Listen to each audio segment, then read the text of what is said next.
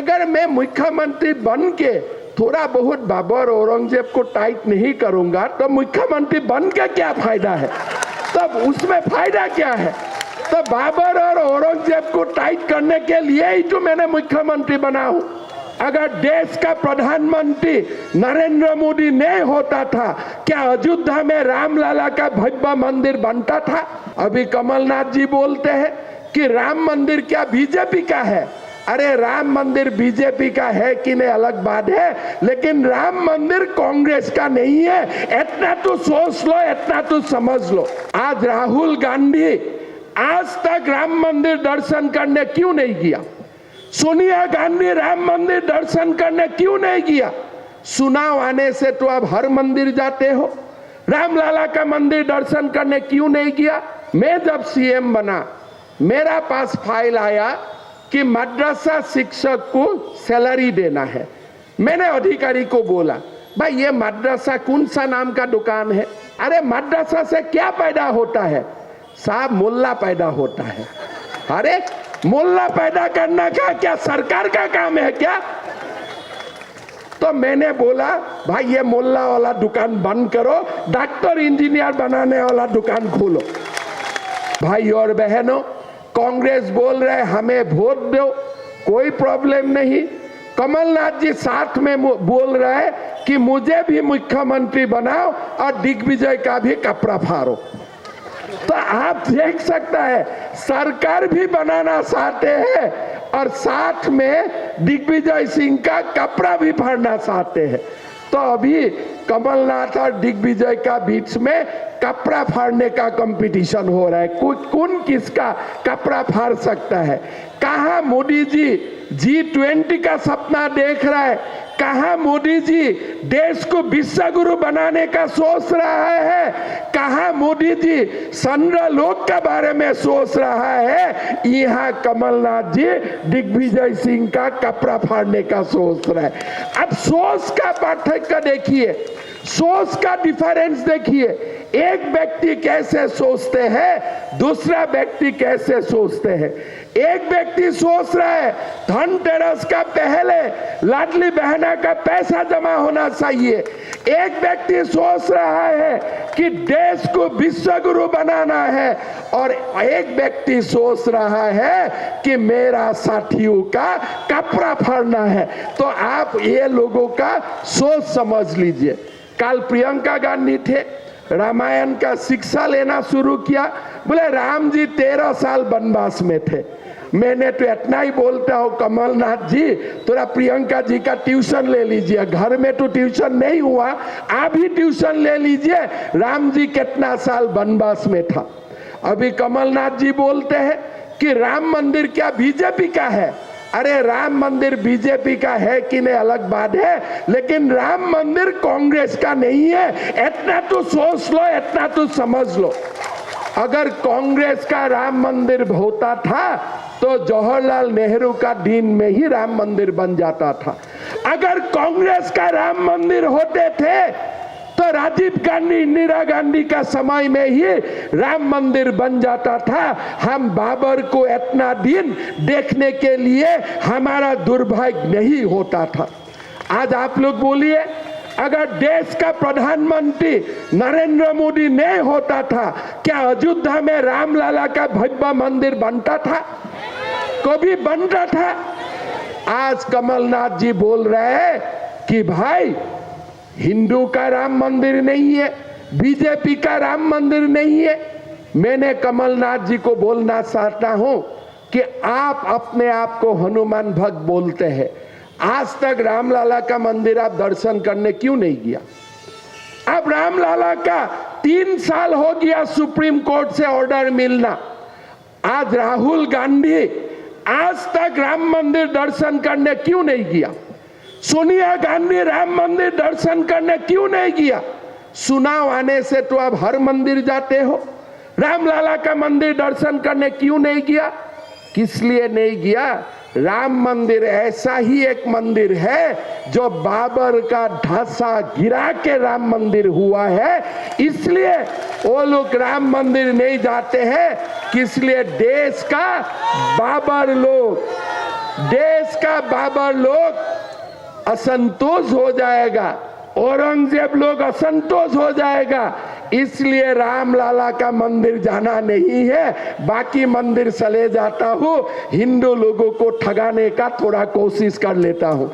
भाई आपने इजराइल से इतना बड़ा धमाका हुआ, हमास को आपने बोला भाई आपने गलती किया है? कभी कांग्रेस का स्टेटमेंट आपने देखा है हमास को गाली देते हुए, बदनामी करते हुए, क्रिटिसाइज करते हुए देखा है? क्यों नहीं देता है? इसलिए आसपास में जो हमास है उनका चिंता कांग्रेस का ज्यादा है। हमें खराब नहीं पाना चाहिए, बाबर औरंगजेब मुझको खराब नहीं पाना चाहिए। थोड़ी दिन पहले मैं छत्तीसगढ़ गया, कवर्धा में मेरा सभा था। अकबर नाम का एक कैंडिडेट उन्होंने वहां रखा, भाई नाम भी ऐसा चमत्कार नाम होते हैं, ठीक है। तो मैंने 2 शब्द उनका खिलाफ बोला, किसलिए मुगल का ऊपर तो सबका आक्रोश होता है। मैंने 2 शब्द बोला, कांग्रेसी युग जाके मेरा ऊपर इलेक्शन कमीशन में कंप्लेंट डाल दिया। तो मैंने इलेक्शन कमीशन को बताया, अगर मैं मुख्यमंत्री बन के थोड़ा बहुत बाबर औरंगजेब को टाइट नहीं करूंगा तो मुख्यमंत्री बन के क्या फायदा है, तब उसमें फायदा क्या है? तो बाबर और औरंगजेब को टाइट करने के लिए ही तो मैंने मुख्यमंत्री बना हूं। हमारा असम का हालत अलग है, डेमोग्राफी का परिवर्तन हुआ है, हिंदू अभी 65% है, तो बहुत सारे मदरसा चलता है, चलेगा। मैं जब सीएम बना, मेरा पास फाइल आया कि मदरसा शिक्षक को सैलरी देना है। मैंने अधिकारी को बोला, भाई ये मदरसा कौन सा नाम का दुकान है, ये यहाँ से क्या मिलता है? तो अधिकारी ने बोला, साहब ये मदरसा 1935 से है। मैं बोला क्या कर रहे हैं मदरसा? उनका कोई जवाब नहीं। मैं फिर पूछा, अरे मदरसा से क्या पैदा होता है? साहब मुल्ला पैदा होता है। अरे मुल्ला पैदा करना का क्या सरकार का काम है क्या? तो मैंने बोला, भाई ये मुल्ला वाला दुकान बंद करो, डॉक्टर इंजीनियर बनाने वाला दुकान खोलो। बोले नहीं साहब, बहुत हंगामा हो जाएगा। मैं बोला कौन हंगामा करेगा, मेरा सामने ले आना, मैं बातचीत कर लूंगा। उनको मुल्ला चाहिए कि डॉक्टर इंजीनियर चाहिए। हो गया बंद मदरसा, कोई आया भी नहीं, कोई हल्ला भी नहीं है, चुपचाप काम हो गया। ऐसा ही जब 370 हटाना था, दिल्ली में हाहाकार लगा दिया, भाई 370 खत्म होगा तो देश हिल जाएगा। अमित शाह जी ने बोला थोड़ा हिलने दो यार, हिलना तो ठीक है, नहीं हिलने से काम कैसे होगा? 370 हटा दिया, हिला क्या हिला? जम्मू कश्मीर में शांति आ गया। अभी आप टूरिज्म भी करने जा सकता है, सब कुछ करने जा सकता है। सुप्रीम कोर्ट का ऑर्डर आया, रामलाला का मंदिर बनेगा। 2 दिन पहले रेड अलर्ट जारी हो गया। पूरा अकबर का लोगों का मन में आ गया, पेपर न्यूज़पेपर, भाई सुप्रीम कोर्ट का जजमेंट आएगा, देश भर में हल्ला हो जाएगा। जजमेंट भी आया, रामलाला का मंदिर भी बना। 22 जनवरी मंदिर का भी उद्घाटन होगा, प्राण प्रतिष्ठा होगा, कोई हल्ला करने वाला नहीं है। भाई और बहनों, जब सनातन जागते हैं, जब हमारा हिंदू लोग भारत का उत्थान के लिए ठान लेता है, तो कोई माइकालाल का हिम्मत नहीं होता है भारत का तरफ आंख उठाने का, देखने का भी। कांग्रेस का समय में पार्लियामेंट में अटैक हुआ, कांग्रेस ने पाकिस्तान में हमला करना चाहिए था कि नहीं चाहिए? बोलिए। ने हमला किया, किस लिए? भाई डर है भारत में कुछ हो जाएगा। पार्लियामेंट में जहां प्रधानमंत्री बैठता है, देश का लोकतंत्र का सर्वोच्च अनुष्ठान, उसमें जाके पाकिस्तान वाला टेररिस्ट अटैक किया, फिर तब तो पाकिस्तान में हमला होना चाहिए था, कुछ भी नहीं हुआ। बम फूटते रहा। भाई क्या कर सकता हो, हमारा पास उपाय क्या है? पाकिस्तान का पास न्यूक्लियर है, अगर कुछ कर दूंगा तो न्यूक्लियर आ जाएगा। अरे हमें ही डरवा रहा है, हमारा वोट से जीतते हो और हमें डरवा रहा है। फिर मोदी जी का समय क्या हुआ? हमारा पठानकोट में उनने कुछ छुटपुट किया, मोदी जी ने बम धमाका कर दिया, पाकिस्तान ठंडा हो गया। हुआ कि नहीं हुआ? कहां गया पाकिस्तान का न्यूक्लियर? कहां गया पाकिस्तान का न्यूक्लियर? अरे नरेंद्र मोदी का सामने कोई न्यूक्लियर फ्यूक्लियर का काम नहीं होते हैं। सब देश का भारत जागते हैं तो पृथ्वी भी जागते हैं, विश्व भी जागते हैं। किस लिए? भारत ही विश्व गुरु है, भारत ही दिशा दिखाता है, भारत ही दशा दिखाता है। आज क्या हो रहा है? इजराइल हमास का ऊपर जो करना चाहिए कर रहा है। जब मोदी जी ने पाकिस्तान पर किया वही इजराइल ने सीख लिया और इजराइल ने टेबलेट दे रहा है और हमास लोग ठंडा हो रहा है। तो मैं इसीलिए आप लोगों को बोलता हूं, एक ही बात बोलता हूं, आज हमारा भारत ठीक रास्ता में जा रहा है। अमेरिका का संसद भी भारत का प्रधानमंत्री को खड़ा होके अभिनंदन करता है। हमारा भारतवासी का सीना गर्व से हम लोग, हमारा सीना 56 इंची का हो जाते हैं। भाई हमारा भारत का प्रधानमंत्री है। G20 का सम्मेलन भारत में होता है, चंद्रयान भी भारत से चंद्र पहुंचता है। हमारा देश आज गर्वित देश है। वो कमलनाथ जी वाला देश आज नहीं है, आज वो वाला देश नहीं है। आज हमारा देश को अगर कोई आंख उठा के देखने का कोशिश करेगा वो आग जल जाएगा, चाहे वो औरंगजेब हो चाहे वो अकबर हो, हमें कोई परवाह नहीं है। ऐसा देश अभी भारत है। आपने देखा होगा रशिया और यूक्रेन का बीच में युद्ध चलता है। मोदी जी रशिया को फोन करता है, भाई युद्ध रुका दो। यूक्रेन को फोन करता है, युद्ध रुका दो।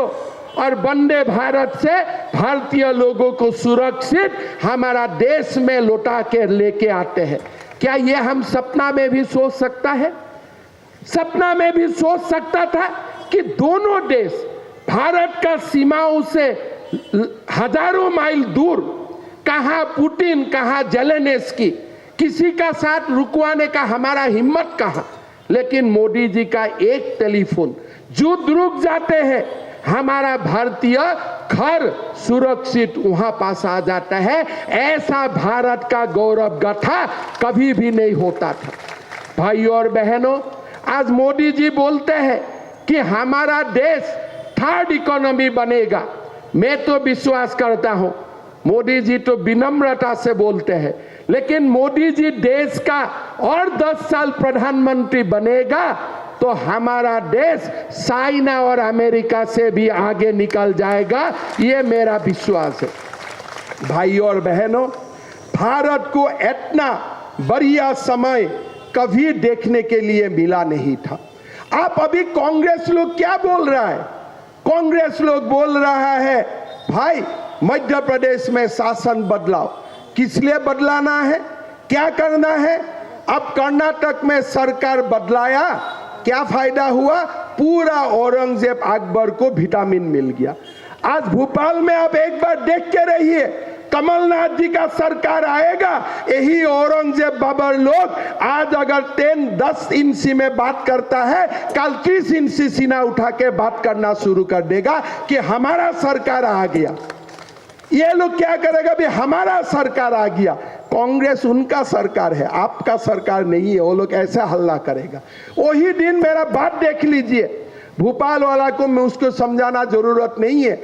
जो दिन कांग्रेस जीतेगा सबसे बम धमाका कहां होगा ये आप लोग खुद जानते हैं, मैं मुझको बताने का जरूरत नहीं है।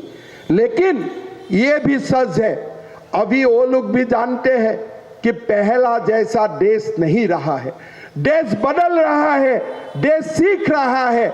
और हमारा जो कांग्रेसियों ने जो देश को बर्बाद करके रख दिया था, इससे देश आज बाहर निकालना चाहते हैं। भाई और बहनों, आज महाकाल में कॉरिडोर बना, आज काशी विश्वनाथ में कॉरिडोर बना, कामाख्या मां का कॉरिडोर का स्वीकृति हुआ। ये कभी नहीं होता था अगर कांग्रेस सरकार शासन में होता था।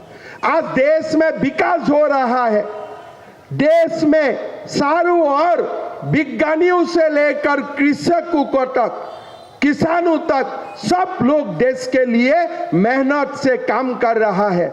इसलिए सबको मोदी जी का चेहरा देखते हुए सबको देश के लिए काम करने का प्रेरणा मिलता है।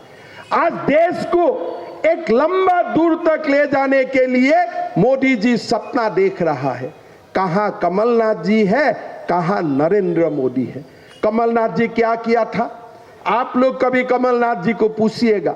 मैं बहुत दर्द से बोलूंगा, जब कमलनाथ जी भारत का वाणिज्य मंत्री था, उसी समय कमलनाथ जी ने पाकिस्तान को मोस्ट फेवर्ड नेशन का उन्होंने स्वीकृति दिया था। उसका मतलब क्या है, पाकिस्तान से यहां आयात होगा।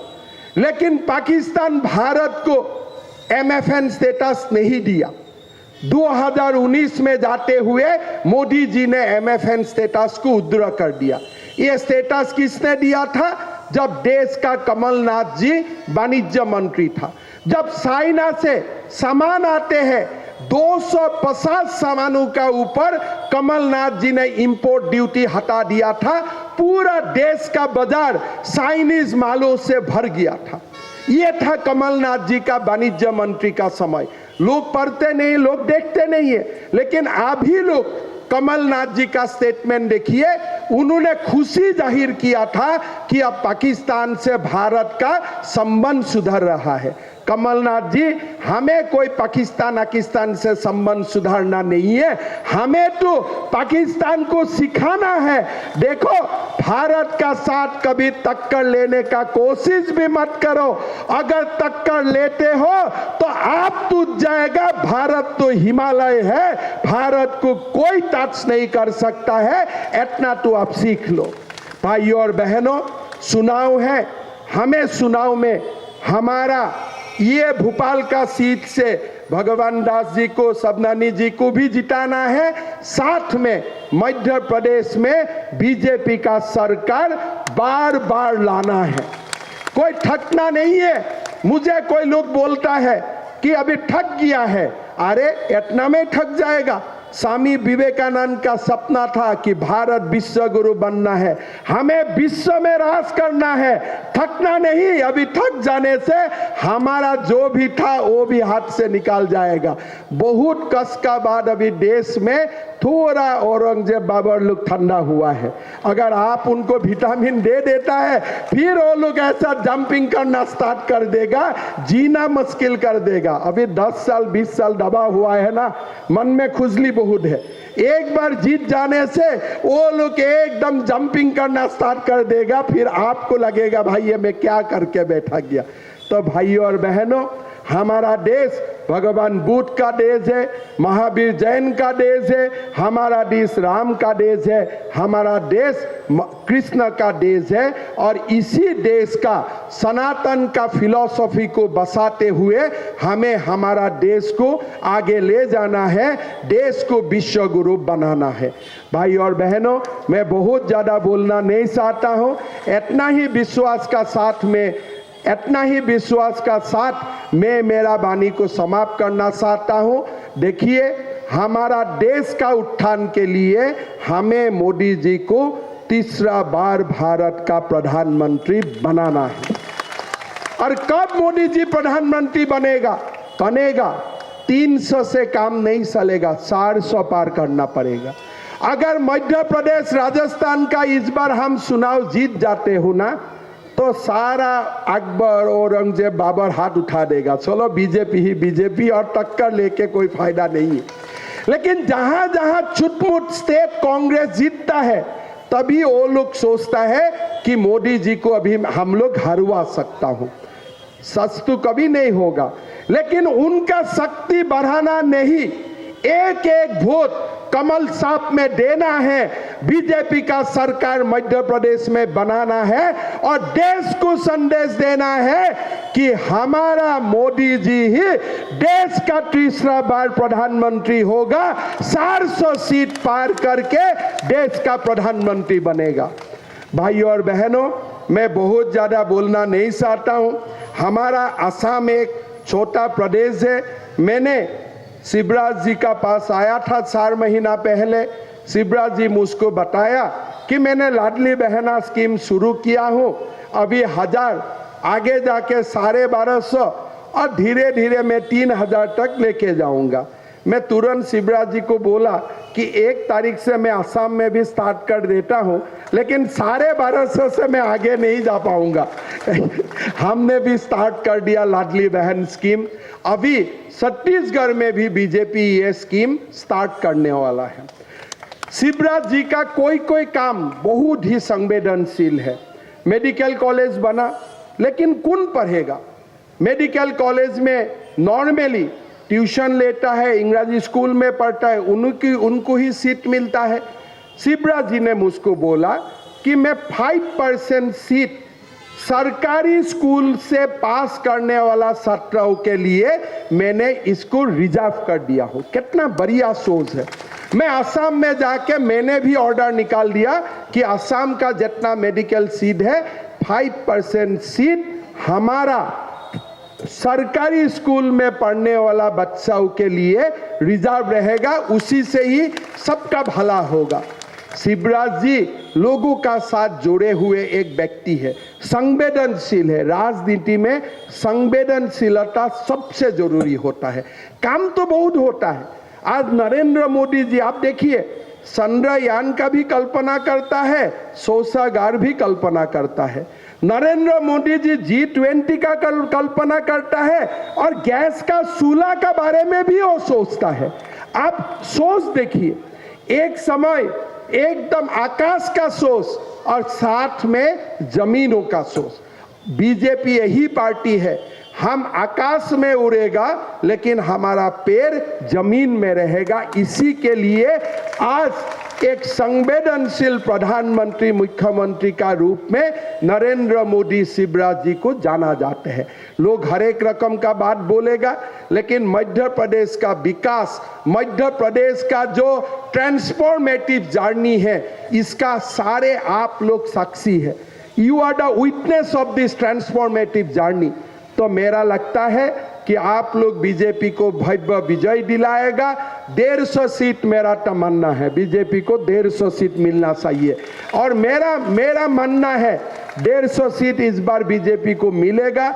मैं जितना लोगों से आज मिला, काल मिला, लोगों का मन में जितना उत्साह है मोदी जी को लेके, इससे ही मैं कॉन्फिडेंट हूं कि 150 सीट हम लोग पार करके चला जाऊंगा।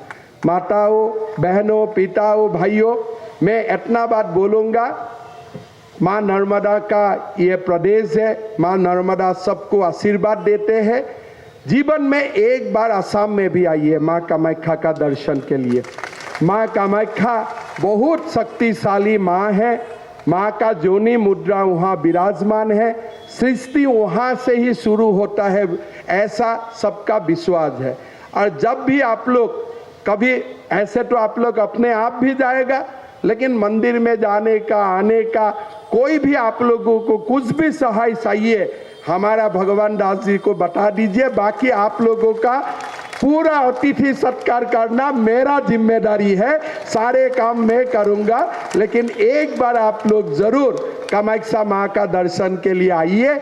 यही 2 बात बताते हुए मैं भगवान दास जी को, हमारा पार्टी का महासचिव है, पार्टी के लिए बहुत काम करता है, हमारा संघ को लेके बीजेपी का तक बहुत बड़ा जर्नी उन्होंने देश और भारत माताओं के लिए सफर किया है। आप लोग का साथ हमेशा वो मिल के रहेगा, काम करते रहेगा, यही उनका कर्म भूमि है।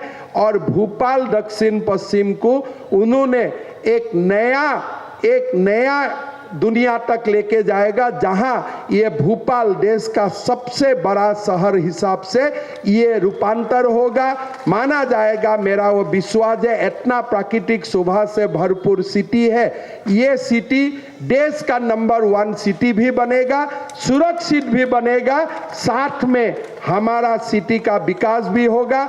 भगवान जी मेहनत का साथ आप लोगों के लिए काम करेगा।